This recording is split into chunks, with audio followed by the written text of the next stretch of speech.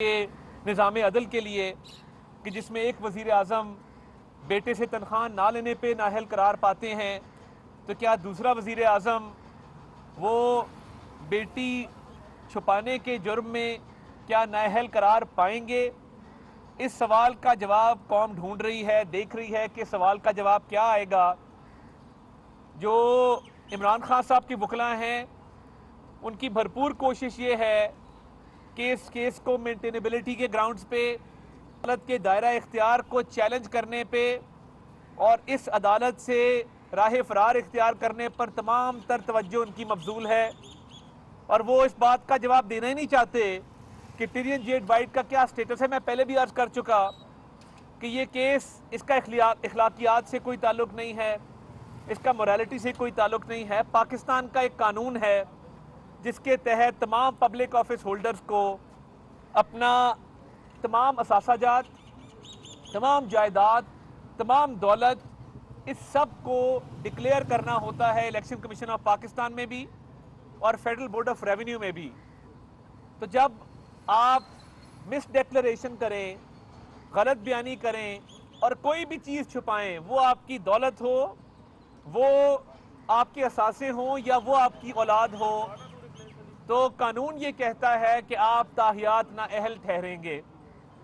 اب دائرہ اختیار کی جہاں تک بات ہے، کوشش کی جا رہی ہے کہ اس معاملے کو تاخیر کا شکار کیا جائے اور دائرہ اختیار کو چیلنج کرتے ہوئے اس کورٹ سے راہ فرار اختیار کی جائے۔ مگر دیکھیے، اگر عمران خان صاحب کے پاس کچھ چھپانے کو نہیں ہے اور اگر وہ صادق اور امین ہیں، جب پاناما کی پٹیشن تھی تو بھاگ بھاگ کے عدالتوں میں کھڑے ہوتے تھے کہ بیٹے سے تنخواہ نہیں لی، نااہل کر دو، تو آج جب اپنے حساب دینے کی باری آئی ہے تو پھر چھپنے والی اس میں کیا بات ہے؟ آج عدالت نے کہا کہ ایک ریفرنس جو اسپیکر قومی اسمبلی کے پاس فائل ہوا تھا جس میں یہ کہا گیا تھا کہ ان کو بیٹی ڈکلیئر کرنی چاہیے تھی، اس پہ بھی بات ہو اور وہ عدالت کے سامنے وہ ریفرنس پیش کیا جائے۔ اس ریفرنس کے جواب میں عمران خان صاحب نے جو جواب جمع کرایا، انہوں نے کہا کہ ٹیرین جیڈ وائٹ میری بیٹی نہیں ہے، تو وہ بھی عدالت کے سامنے رکھا جائے گا۔ جو قانونی سوال ہے وہ آج دو نکات پر بحث ہوئی، اور ہم بطور ایک ذمہ دار سیاسی جماعت کے یہ حق رکھتے ہیں کہ ان پروسیڈنگز کو واچ بھی کریں، ان پر ایک اپنی رائے بھی رکھیں اور اس رائے کا اظہار بھی کریں۔ آئین پاکستان کے تحت ہمیں اظہار رائے کا حق حاصل ہے۔ تو جو قانونی نکات یہ رکھے گئے کہ عمران خان صاحب ایم این اے نہیں ہیں۔ اب یہ بڑے تعجب کی بات ہے کہ ایک طرف آپ اپنے استعفے واپس کر رہے ہیں، آپ کہہ رہے ہیں ہمیں اسمبلی میں آنے دیں، اور جب ٹیرین جیڈ وائٹ کا سوال اٹھتا ہے تو آپ کہتے ہیں کہ نہیں، ہم تو ایم این اے ہیں ہی نہیں، تو ہمارے سے یہ سوال مت پوچھا جائے۔ آپ کی اطلاع کے لیے عرض ہے کہ جو شخص پارٹی کا چیئرمین ہو اور ایم این اے نہ بھی ہو، وہ اس کیٹیگری میں فال کرتا ہے کہ کو وارنٹوں کی رٹ لائے کرے، اور اس کو یہ نہ ہوگا وہ پبلک آفس ہولڈر کی کیٹیگری میں آئے گا۔ یہ نہیں ہو سکتا کہ باقی سیاسی جماعتوں کے چیئرمین پریزیڈنٹس کے اوپر یہ قانون لاگو کیا جائے اور آپ پارٹی کے چیئرمین ہوتے ہوئے یہ قانون اپنے آپ پہ لاگو نہ ہونے دیں۔ یہ کوئی آرگیومنٹ نہیں ہے۔ یہ ان کا پہلا آرگیومنٹ ہے کہ اس کیس کو نہ سنا جائے۔ جو دوسرا ان کا آرگیومنٹ ہے کہ اس کیس کو وہ تاخیر کا شکار کرنا چاہتے ہیں کہ یہ کیس یہاں پہ نہ سنا جائے۔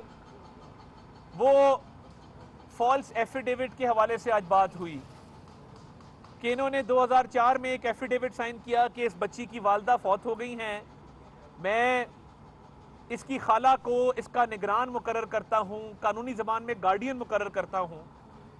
اگر وہ ایفیڈیوٹ جھوٹا ہے تو قانونی بحث یہ ہے کہ جھوٹے ایفیڈیوٹ کی کیا سزا ہے، وہ بھی سزا آپ کو بھگتنی ہوگی۔ یہ خالی کیس اس بات کا نہیں ہے کہ بیٹی کو آپ نے چھپایا، یہ کیس اس بات کا بھی ہے کہ آپ نے ایک جھوٹا ایفیڈیوٹ بھی دیا اور پھر ایک جھوٹا جواب جمع کرایا اسپیکر قومی اسمبلی کو۔ یہ تین جھوٹ آپ نے بولے ہیں جن کا جواب کبھی نہ کبھی آپ کو بطور پبلک آفس ہولڈر کے وہ دینا ہوگا۔ دیکھیے، سیتا وائٹ اس دنیا میں نہیں ہیں۔ دل دکھتا ہے جب ان کی پریس کانفرنسز دیکھتے ہیں کہ وہ کس طرح بیچاری خاتون لاس اینجلس کی کورٹوں میں خوار ہوتی رہی اور کہتی رہی کہ یہ کاغذ ہیں، یہ آرڈر ہے، آ کے مانو، آ کے تسلیم کرو۔ وہ تو اس دنیا سے چلی گئی، مگر وہ ایک باہمت خاتون تھی جس نے اپنی بچی کے حقوق کے لیے ایک جنگ لڑی، اور قانونی جنگ لڑی۔ تو کیا جو قانونی جنگ اس نے لڑی وہ رائے گاہ جائے گی؟ یہ بھی ایک سوال ہے۔ اور وہ قانونی جنگ جو لاس اینجلس کورٹ کا آرڈر ہے وہ موجود ہے، سب کے سامنے ہے۔ تو ہم بطور سیاسی جماعت یہ سمجھتے ہیں کہ یہ کوئی بھی پبلک آفس ہولڈر ہو، وہ کوئی بھی چیز چھپائے، وہ اثاثہ ہو، دولت ہو، گاڑی ہو، مال ہو یا اولاد ہو، اس کی سزا قانون میں ڈسکوالیفیکیشن کی صورت میں بالکل درج ہے، بالکل واضح ہے۔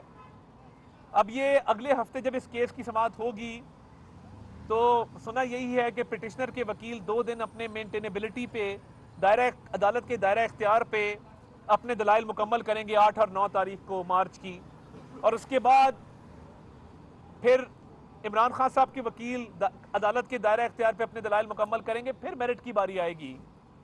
تو گزارش یہ ہے کہ اگر چھپانے کے لیے کچھ نہیں ہے تو پھر دائرہ اختیار کو چیلنج کیوں کیا جا رہا ہے؟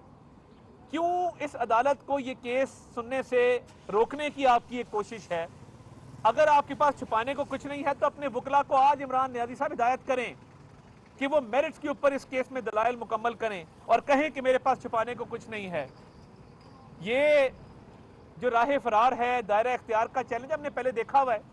فورن فنڈنگ کے کیس کو 6 سال لگے مکمل ہوتے ہوئے، اور آپ سٹے پہ سٹے لیے جا رہے تھے اور دائرہ اختیار کو چیلنج کر رہے تھے۔ کبھی الیکشن کمیشن کے دائرہ اختیار کو چیلنج کیا، کبھی اسکروٹنی کمیٹی کے دائرہ اختیار کو چیلنج کیا، اور 6 سال گزار دیا۔ آپ اس کام کے ماسٹر ہیں، اور یہ جو نئی روش ہے جس میں جتھے لے کے، مسلح جتھے لے کے عدالتوں میں داخل ہوا جاتا ہے، عدالتوں کے احاطے میں جلسے کیے جاتے ہیں، یہ روایت قابل مذمت ہے۔ ہم نے کبھی یہ کام نہیں کیا، اور ہم سمجھتے ہیں کہ عدالتوں کا ایک احترام ہے، ایک تکریم ہے، عدالتوں میں پیش ہونے کا ایک طریقہ کار ہے۔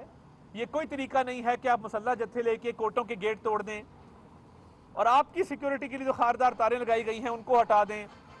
جو کل صحافیوں کے ساتھ ایک خوشگوار واقعہ پیش آیا، میں اس کی مذمت بھی کرتا ہوں، اور وہ بالکل نہیں ہونا چاہیے تھا۔